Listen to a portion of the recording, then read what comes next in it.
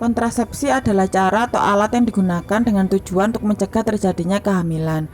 Kontrasepsi bisa disebut juga dengan pengaturan fertilitas yang membutuhkan perencanaan dan pembekalan untuk mendukung program pemerintah Indonesia Keluarga Berencana.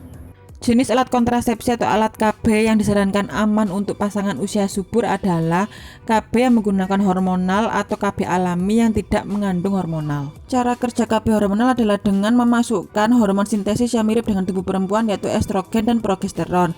Hormon tersebut merubah reaksi kimia pada tubuh perempuan sehingga mencegah ovarium melepas sel telur agar tidak bisa dibuahi oleh sperma. Yang kedua, reaksi kimia tersebut membuat lendir di dinding rahim kental sehingga sperma tidak bisa mencapai sel telur. Macam-macam KB hormonal adalah: yang pertama ada pil KB. Pil KB dibagi menjadi dua, yaitu pil progestin atau mini pil dan pil kombinasi. Pil progestin atau mini pil adalah pil aktif yang di dalamnya terdapat progestin dalam jumlah yang konstan. Kelebihan dari mini pil adalah bekerja akurat 98% untuk mencegah kehamilan dan cocok untuk ibu yang sedang menyusui. Kekurangannya tidak boleh terlambat minum, harus sesuai jam.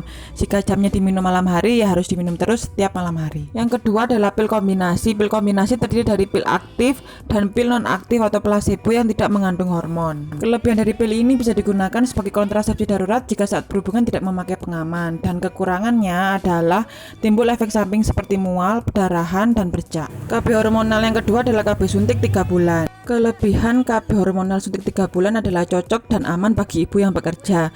Untuk kekurangannya timbul efek samping seperti sakit kepala, nyeri payudara, dan siklus haid tidak teratur, dan juga kesuburan melambat pada bulan keempat. KB hormonal yang ketiga adalah KB implan. KB ini berukuran kecil, berbentuk seperti batang korek api tipis yang dimasukkan atau diselipkan di bawah kulit lengan bagian atas. Kelebihannya, dengan sekali pemasangan mampu mencegah kehamilan 3-5 tahun.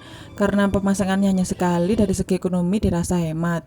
Dan kekurangannya timbul nyeri head, bengkak, dan memar pada saat pemasangan. Selanjutnya kita bahas tentang macam-macam KB non hormonal. KB ini adalah alternatif bagi para perempuan yang mungkin takut dengan efek samping dari KB hormonal. KB alami yang pertama adalah alat pengaman kondom untuk laki-laki. Kelebihannya adalah praktis dan mencegah penyakit menular seksual.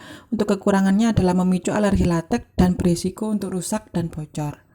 Selanjutnya adalah metode kalender. Metode ini digunakan untuk memprediksi masa subur pada perempuan. Diterapkan pada siklus haid yang teratur antara 26-32 hari dan tidak boleh melakukan hubungan selama masa ovulasi atau masa subur. Kelebihan dari metode ini adalah menghindari risiko kesehatan dan tidak mengalami efek samping. Kekurangannya, kurangnya pemahaman dan perhitungan yang salah. KB alami yang ketiga adalah ayuda atau spiral. Ayuda atau spiral ini berbahan dasar tembaga seperti huruf T dan dipasang di dalam rahim untuk mencegah kehamilan. Kelebihannya adalah mampu bertahan sampai dengan 10 tahun dan kekurangannya adalah biaya pemasangan yang cukup mahal serta timbul flek padahal tidak sedang haid. Itu tadi adalah penjelasan tentang macam-macam kontrasepsi dengan kelebihan serta kekurangannya. Penggunaan kontrasepsi harus dasar kesepakatan dan keputusan bersama kedua pasangan. Itu semua demi kelancaran kebutuhan keluarga kecil yang berkualitas. Pada dasarnya, semua kontrasepsi yang saya jelaskan tadi semua baik. Pasangan bisa memilih mana yang sesuai dengan kebutuhan, gaya hidup, dan kondisi medisnya. Sebelum memutuskan kontrasepsi, seharusnya pasangan usia subur mengetahui dulu kondisi kesehatannya. Jenis kontrasepsi hormonal sebaiknya tidak diberikan pada riwayat penderita darah tinggi. Yang kedua, sesuaikan dengan tujuan periode perencanaan keluarga, seperti ingin menunda kehamilan, mengatur jarak kehamilan, dan untuk mengakhiri kehamilan. Yang ketiga, jangan percaya mitos atau rumor tentang alat kontrasepsi, seperti gara-gara kontrasepsi badan menjadi gemuk.